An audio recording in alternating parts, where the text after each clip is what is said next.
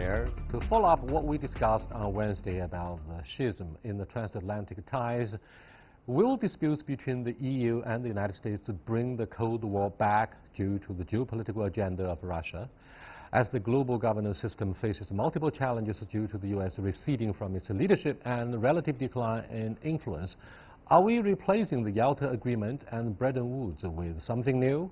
We need to examine this process of geopolitical and geoeconomic reconfiguration in the broader context of China's rapid rise on the U.S. watch, if not on U.S. terms.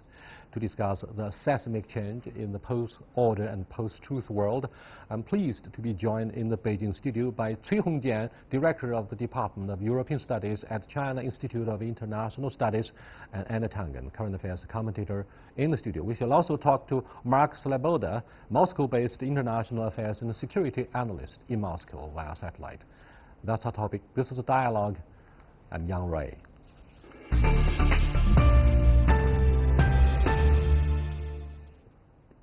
Gentlemen, the transition from unipolar world centered in Washington to a multipolar world based on multiple power centers is taking place in this age of whatever you call it, deglobalization. The issue is how important, or is it a big deal, to see the retreat of the U.S. from the center stage? Or it's not a deliberate attempt to beat retreat. It's actually an attempt by President Trump to reestablish a world order. What's your take? I think firstly, even we are talking about a lot of the globalization today, but I don't think that in history already we have a globalized world. And also, especially in the last, several decades, there's just maybe a globalized world economically, not a kind of a political, globalized world. I think that's a very, very big reason now we have some more tensions, we have some more gamings between powers, between Are you suggesting that we're going to see more of the geopolitical spillovers from the domestic, from economic domain?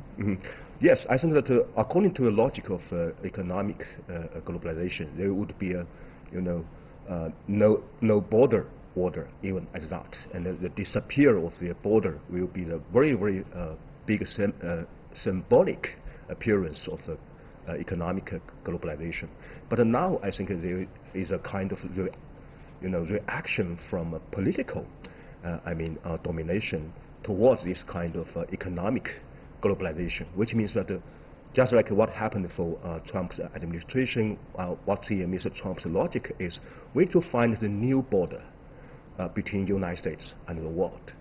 And now the problem is, I think this kind of initiative or this kind of mindset from the United States will give some similar reaction from other players, because once the United States want to re-strengthen this idea or this concept of border of the national state, certainly they will give some similar feedback from other players. It's a very interesting emphasis, Anna, on the importance of traditional borders of a nation state. Are we going back actually to what was agreed upon back in 1648 when the Westphalian Agreement was inked between European powers following the 3 decades war? Well, it's we've always talked about Westphalian states versus states like China and India, which are civilization states. Very, very different in terms of outlook and mentality. I mean, creating states requires that you do all of these machinations to pull people together. Why? Because you don't have a natural common heritage and things like this, which says, and common borders and sometimes languages that pulls you together. That's changed now, today. In France, they speak French. In England, they speak English. But this kind of pulling the world apart and redefining it would be fine if it was following an economic rationale that made sense. But the fact is, if you start looking at the last 30 years, 89 all the way up to today, you've had a 4 times increase in the world's GDP, going from 20 trillion, right, all the way up to 80 trillion. And then if you start looking at purchasing power parity, right, you see a 5 times increase And by that, you're really talking about developing and emerging nations. So this kind of disparity that has this trying to rewrite the rules because other people did well is not going to sit very well with the rest of these nations. And you're starting to see this kind of pulling apart between the developing and emerging nations and the developed world. I mean, there's no place... You're right, and if you use the yardstick of a PPP, parity purchase, or whatever you call it, China is already the economic superpower, the biggest one. 25 trillion. China contributes to 30%.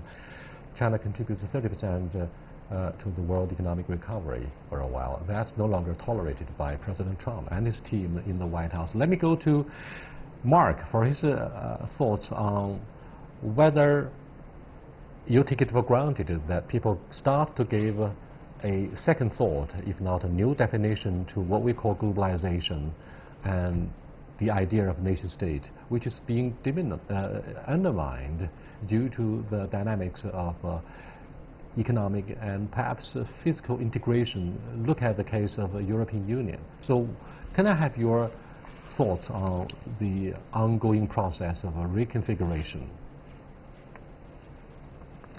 Sure. I think we're definitely seeing a major effects of globalization and a transition to a new world order. We had the bipolar world order of the Cold War, just over 20 years of a unipolar world order with the U.S.-led Western hegemony, striding the world as a veritable colossus, often as a rogue state, as it were, in defiance of at least of the UN Charter, that conception of international law. But we're now entering this multipolar world order where things aren't quite as simple, because we have multiple emerging great power centers and several major regional powers that make relationships far more fluid as a realist balancing will start to take place.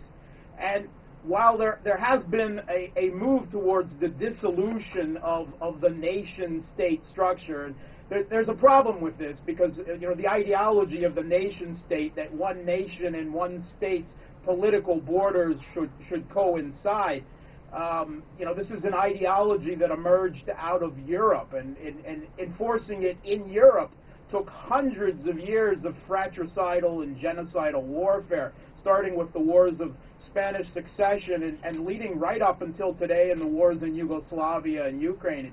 It's still going on. At the same time, the move of globalization of reducing state borders also has come out of Europe, out of the EU in particular, which has become a nation-state deconstruction. Yes, indeed. The message of a Brexit does say loud and clear the limits of traditional border of nation-states. Having said this, despite the impact of economic sanctions following Crimea, and particularly with the withdrawal of U.S. leadership from center stage in continental Europe, do you think the importance of Russia is being featured and showcased increasingly? What does that mean for the future of European regional security? Mark? Yeah, well, the U.S. has begun a sanctions war, not simply against Russia. I mean, the U.S. is sanctioning right now North Korea, Syria, Venezuela, Russia. It's threatening sanctions against the European Union, Turkey, many of its other allies, South Korea, Japan, and it's having a war of tariffs as well. I think Russia has emerged foremost out of this new type of economic warfare as showing as how a state can weather U.S. and Western sanctions and come out at least slightly ahead. Russia has returned to growth despite increasing layers of sanctions and economic warfare the U.S. is posing on it. Russia has opened up trade even more to Asia, to Africa, to the Middle East, but it has also shown a degree of financial independence, separating itself from the vulnerability of the dollar. Thank you, Mark. We'll get back to you and examine global issues such as why Belarus wants to be part of the Russian Federation and why Serbian leaders want to get closer to Moscow despite the rise of far-right movement and populism in Central and Eastern European countries. Come back to the Beijing studio, Hong Jian. What do you think of the essence of the so-called Putinism or Putin doctrine? Is there such a thing that could be called Putin doctrine? I think, firstly, the major concern or major purpose for Mr. Putin to have this course Putinism is to, I think, try to have some more maybe commitment towards the domestic issues. I think still to get some more support or more popularity is a very, very big target for Mr. Putin. If we look at what happened, especially economic growth so far, still lack of some dynamic from domestic, I mean, industry or some other. Secondly, I think to keep its role as a major player, major power in the world, always a co-part of this Putin. I think it also gives some, maybe understanding from outside, a kind of maybe nationalism in a Russian way, or in a Russian style. But I think yes, according to if we look at the general, I mean, index to calculate what's the power of the country, especially on the economic level, I don't think Russia is an economic power today. But if you look at the military or some maybe foreign policy, yes, Russia still, I mean, has a very big impact on the international affairs and so on. Of course, I think the third purpose for this Putinism is, as we know, perhaps there is already the last term for Mr. Putin as a president in Russia, and he is trying to have some political legacy for this country. And also, I think he also tried to have a sustainable, I mean, political arrangement even after himself. So I think all of these issues, but of course, this Putinism always give, maybe, I think there will be some very, very different understanding, very, very different, I mean, observation from outside. What do you think of the way Putin plays the chess? Do you think all other major economies and powers other than the United States would only be used by President Putin as a pawn in the game?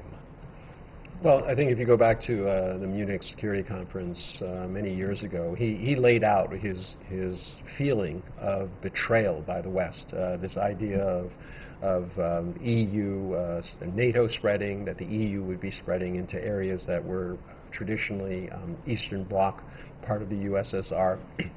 They had been assured that that wouldn't happen. When that went away, he made in that speech that he was committed to the destruction of the current world order, and that is going. But he has a economy which is less than the size of California as a total.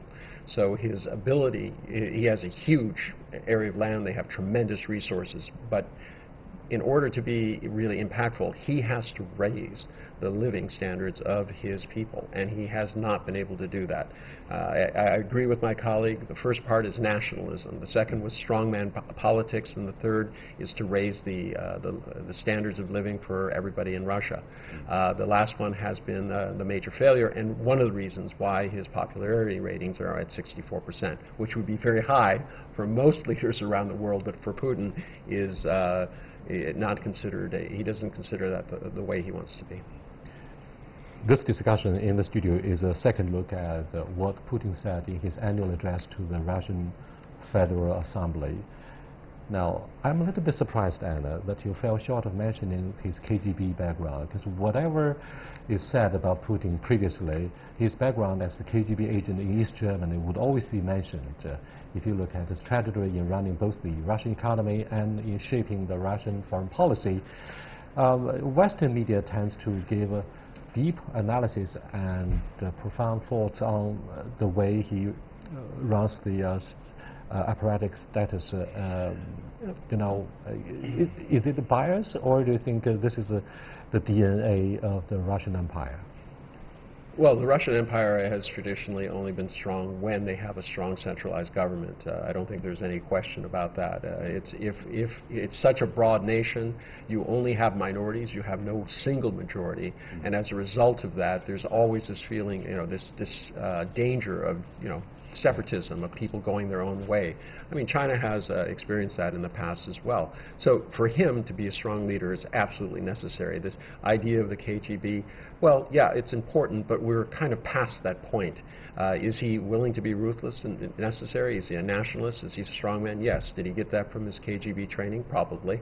But at this point in time, we're looking at his legacy and what's going to happen next, as opposed to trying to detail what psychologically profile him now. Let me go back to Mark. Is it true that late President Boris Yeltsin deserves credit for nothing during his lifetime, except for handpicking Vladimir Putin to be his successor? I mean, what do you think of presidency of Vladimir Putin down history and his charisma, popularity, which somehow plummeted from 80% to the current 60%? Yeah, so Boris Yeltsin is one of the most hated, well, when he died, was one of the three most hated men in Russia by numerous polls. And Russians have a very vivid memory still of the 1990s, when they lost all of their savings, where the law and order in the country collapsed, and Russia became, you know, an economic and global basket case.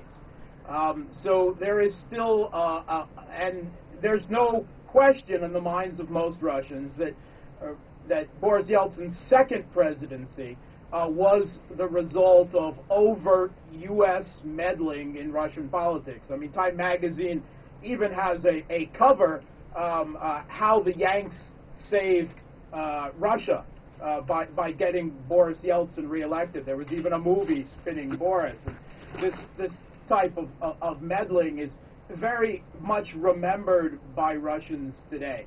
Putin is remembered as the man who reversed the 90s. That's still the way that Russians regard him. And 67% approval rating that he's at right now, which is kind of a low end for him after Russia, the president signed measures to increase Russia's pension age almost to the level of Western countries. That 67% still shows a degree of national consensus and support that Western countries could really only dream of. I think Putin's legacy will be that of restoring law and order to the country. The average citizen's GDP per capita increased by over 4 times, and the Russian people understand that right now, you know, a couple years of recession and the slow growth right now is a result of an economic war and sanctions being waged against Russia. And they are highly in support of the president's foreign policy, especially in the near abroad, with encroachments by the U.S. and NATO and meddling in countries' politics on Russia's borders. I'd like to, Mark, I'd like to have your comments on the comments that Russian foreign policy and the alleged assertiveness of Russian empire, particularly in the case of Syria, has been made possible at the cost of livelihoods back at home, because after all, Russian economy largely depends on raw materials, energy, and perhaps some arms sales to countries like China, India. No serious sense of modernization, despite the futile attempt by the Obama administration to reset Russia one way or another during years of Medvedev. Do you buy this idea? Yeah, I mean, there's a lot of talking down of Russia's economy, and a lot of it is really overblown. When you take a look at GDP and purchasing power parity, which is really the only comparative way to measure economies against each other in the world, Russia is still the 5th or 6th largest economy in the world, state-wise, and is expected to overtake Germany by many analysts once again in the next year. And I think the recent oil price war with Saudi Arabia, when Saudi Arabia and Russia were engaged in an overproduction war, dropping the price of oil down to $20-some a barrel at its lowest, in which Saudi Arabia was the one who blinked first, showed that Russia's economy is simply not a matter of natural resources. And one unintended side effect of the Western sanctions war against Russia is that Russia's agricultural sector is booming. Russia has become the world's top exporter of wheat again, and that is a real source of strength, not only of self-sufficiency, but export markets for the Russian economy. Thank you very much. We appreciate the confidence of a Russian analyst about the economic performance and the leadership of Vladimir Putin. But what do you think of the idea of a Belt and Road Initiative that's set to connect the world through investment in infrastructure in developing countries? The United States accuses China of trying to build a new world order, but China says, no, we just want to usher in an era of inclusive growth. What do you think? I think firstly, it decided by the Chinese, general perspective on the current world order and what could be the future world order. I think firstly, China take it itself as one of the biggest beneficiaries from this current world order. So China tried to reform something. But China doesn't want to up down it. This current world order. And regarding to this BRI, I think China tried to also provide some solutions.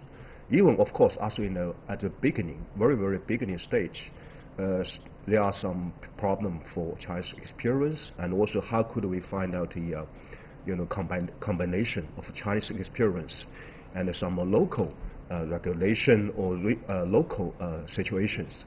But I think the direction for China to have this BRI, I think it's is very rational and very reasonable, because I think China tried to not only to provide some solutions to other partners, and also China tried to get some, I think, benefits from this BRI cooperation, not only for contributed to somebody else, and also China to try to help itself to face some challenges. Well, there's no question about China's ability to help build infrastructure one way or another. I'm not talking about Huawei's attempt to build the tele infrastructure or 5G, but Anna, the United States accuses China of using its overcapacity to build a kind of debt trap in developing countries, so that China would be able to divide and rule, to put some of the economies into China's orbit.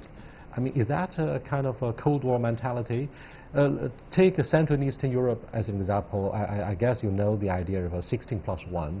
Not only the old part of Europe, but shows concern about China's economic investment in, our business presence in Central and Eastern Europe.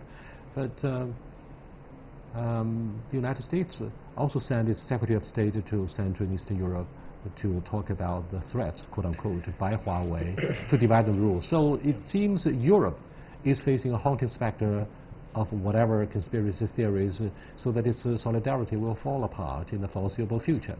Do you buy this idea?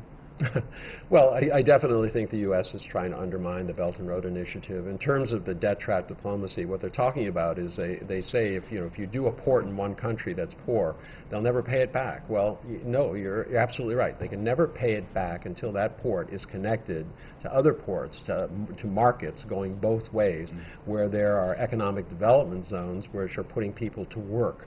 And in those countries, around those ports, around the logistics and transportation infrastructure that is being put in, once it's all put together, it's like an engine. You know, one single part of an engine or 3/4 of an engine is just a hunk of junk. Until you have all the pieces in place, it doesn't work.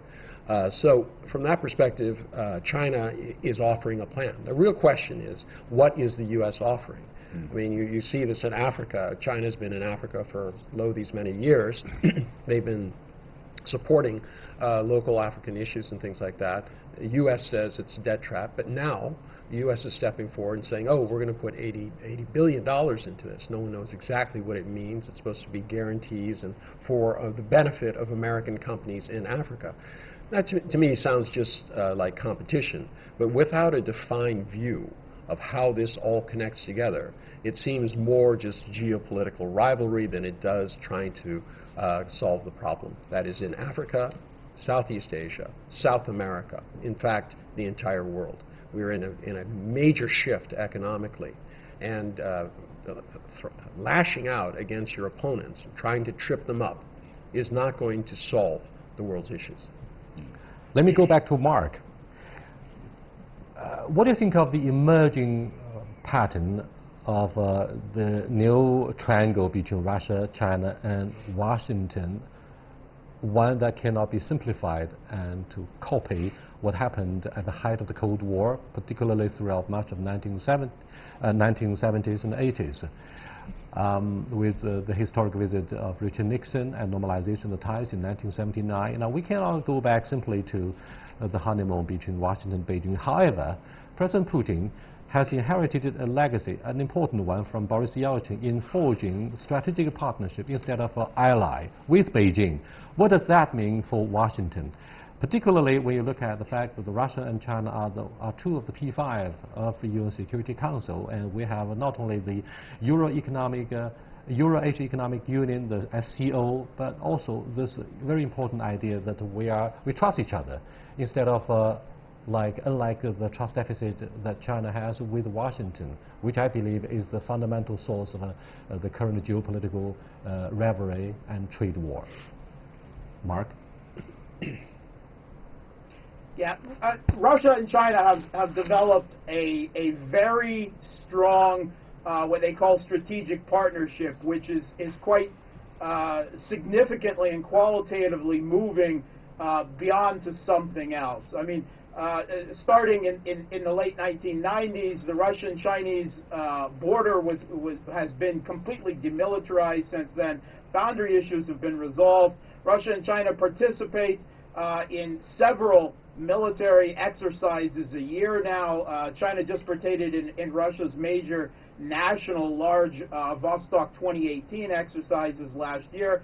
More significantly, they've begun to do joint ballistic missile defense exercises, which is a sign of military trust and cooperation, which has really only ever been seen in NATO countries. It was last July or August, I believe, there was an editorial in the People Liberation Army's official website that referred to a Chinese-Russian alliance, in those words, as a reasonable response to the hegemonic impulse from the United States that is pushing Russia and China closer together. Now, while politicians on both sides are still very insistent that they have a strategic partnership, but the tops of blocs or alliances is something that they're not really interested in, and in a multipolar world of great powers. Nonetheless, the U.S. actions, pushing saber rattling against both countries. Thank you so much, in Mark. the South China Sea, the Black Sea, the Baltic. We do appreciate your deep analysis about the relationship between Russia and China. That reminds me of a famous novel by a Russian writer, War and Peace, 战争与和平. With that, we come to the end of this program. See you next time. Goodbye.